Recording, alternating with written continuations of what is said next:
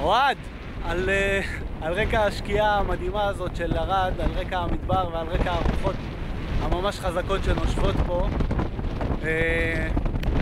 אני מאחל לך מזל טוב. 25, אומרים חצי יובל, אבל מעבר לזה, זה לא סתם יום הולדת, זה לא סתם גיל, והשנה הקרובה זה לא סתם שנה. בשנה הזאת אתה הולך להיכנס לתוך עצמך, להתעסק במה שאתה באמת אוהב לעומק, אתה הולך לגלות עולמות חדשים, וזו שנה משמעותית, נראה לי עבור כולנו. אז מכל הלב, מאוד מאוד חבל לי שאני לא שם איתכם, איתך ועם כל מי ששם. אני רוצה לאחל לך שנה של המון הצלחה, המון אהבה, הרבה כיף, וכמה שפחות סמינה. ורגע לפני שאנחנו מאבדים אור לגמרי,